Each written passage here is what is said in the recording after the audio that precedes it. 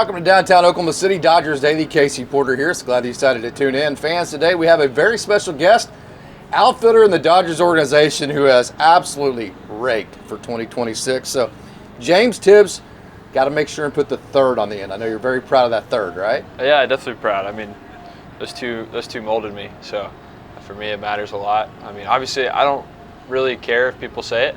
You know, for me, it's more of just seeing it means a lot, and it kind of reminds me of who I am and who's helped get me here. Those two have done a lot for me, and I'm proud to represent their name. So speaking of that, your dad kind of was the one who taught you your swing, right? Yeah. Oh yeah. So dad grew up a pitcher, and growing up, he kind of saw my love for the game and really dove into it.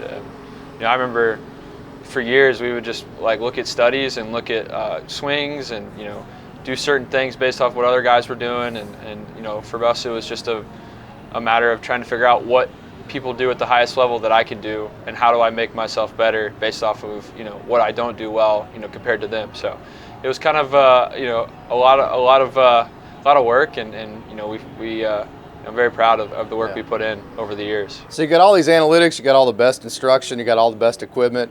You go on maybe a 3 or 4 game skid, and you still call Dad and go, "Hey man, I need some advice here. What am I doing?" Well, Dad's kind of let it go a little bit. We've kind of moved up. I mean, we still talk hitting a lot. Okay. I mean, most every night. But Dad's kind of let me do my thing, and he knows what's going on. But sometimes we struggle putting words to how to fix it, and so we kind of rely on other people as well to kind of help that out. I got a magic sauce to put a smile on your face here. Okay, 2017. You got the base hit in the state finals game for Pope as a freshman, state championship game to get him over the hump for the state title. Take us through that. Yeah, I was 0 for 6 going into that at bat. I think I had 4 Ks, and I was very nervous, I think.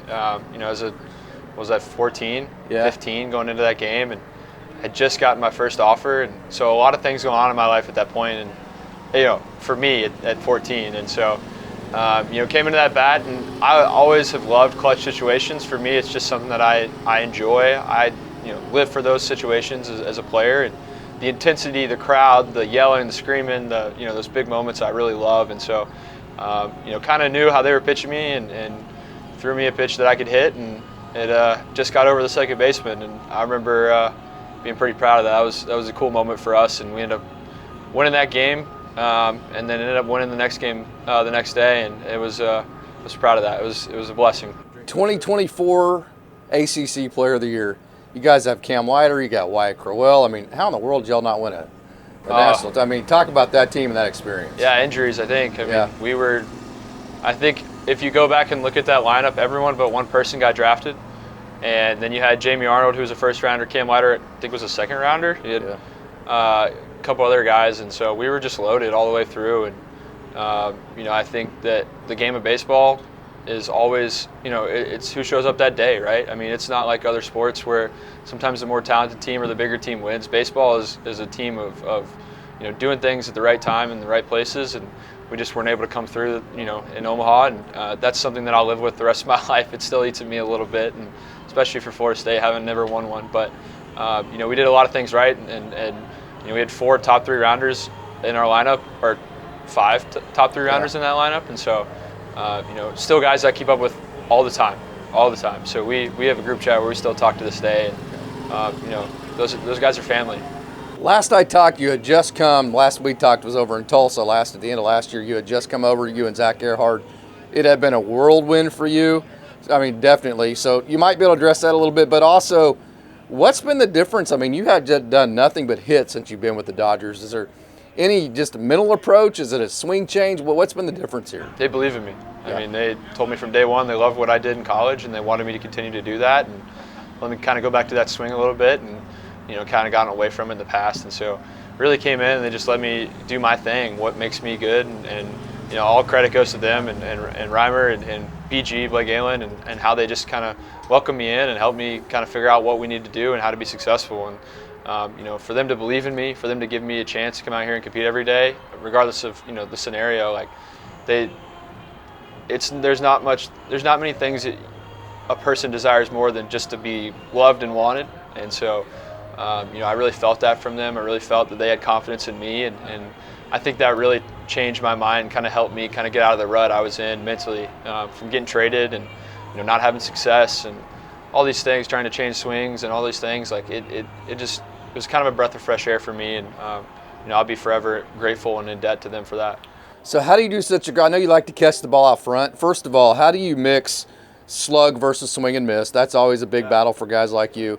And then how do you try to catch the ball out front, but then still cover all parts of the play? You did a great job of that. Yeah, I wish I had an answer, because it changes, from day to day. I don't think there's necessarily one thing that you do. I think you game plan, you figure out what they throw and the spots that you're looking for to compete. And for me, there's certain places, on the plate that I do damage better, and I'm trying to do that. But I think the main thing as far as swing and miss is I hate strikeouts more than pretty much anything in this world. And so obviously it really bothers me when I do, and trying to figure out how to compete and just be a competitor in the box with 2 strikes, put a swing on a ball.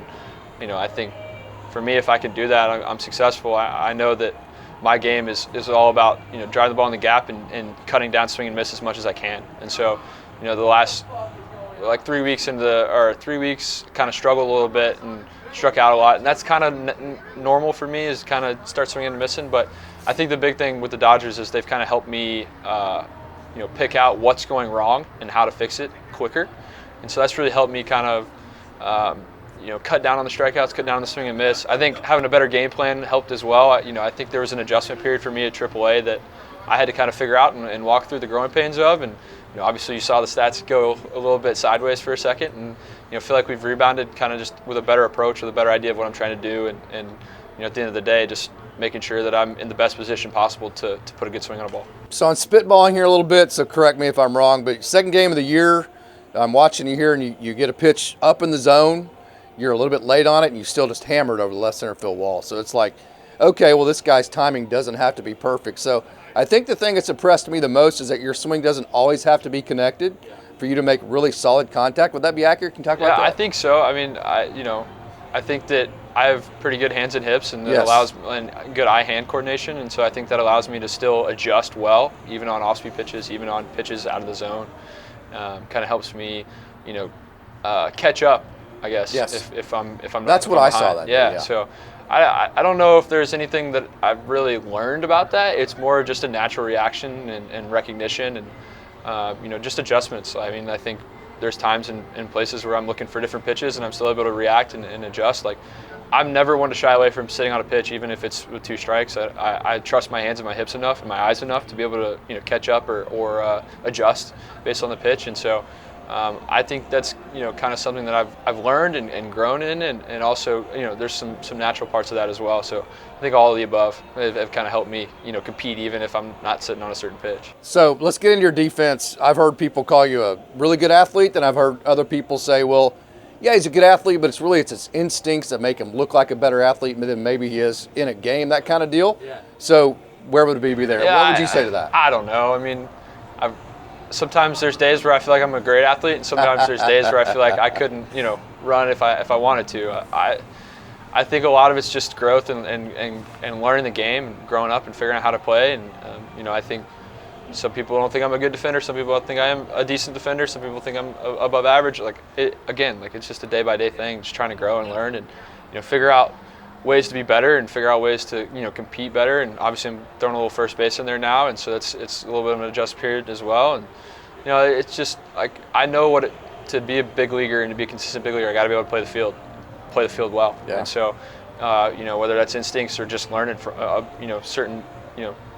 certain reactions, I think it's just trying to be better every day. My goal isn't to be a hitter. My goal is to be a complete player. And so the more I can continue to work on that and focus on that, I think it'll help me in the long run. Last question here, 2-part question. I don't know you real well, but I think I know you well enough to know you're pretty self-aware of what's around you, okay, and that's important to you. So how do you deal with the buzz that you've created? Dodgers fans are like James Tibbs III. We want him up in LA. How do you deal with that? How do you keep your mind from wandering? And what do you think you're doing well enough to be a major leaguer if that call does come? I mean, it's, I'd be lying to you if I said I didn't think about it, but I also don't. I've really learned to stop caring about it. Okay, good. I can control one thing, and that's what I do every day here. And when the time comes, if the time comes, then I'll be ready.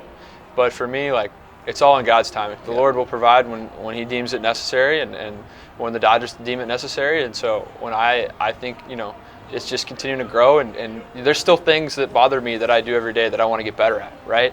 Swing and miss, defense, like I want to be better at those things. I want to be better on the bases. I want to be better at controlling the zone. I want to be better at all these different things. And so, for me, like while I know I can compete, it's about being as complete of a player as I can be. And so, hopefully when I get there, I'm ready and I can compete and I can do things at a high level. And so, I trust that when they're ready to go, I'll be ready to go. But until then, I'm just going to try to focus on here and now and this place I'm in. And obviously that's the goal, right? But at the end of the day, like I am very happy here. We have a great group of guys. I enjoy being here every day. And so for me, it's just enjoying the time I'm here and being where my feet are. And when it's time, it'll be time. So I'm not too worried about it. Dodgers fans, there you go. James Tibbs III. He's the one you've been wanting up in LA for a long time.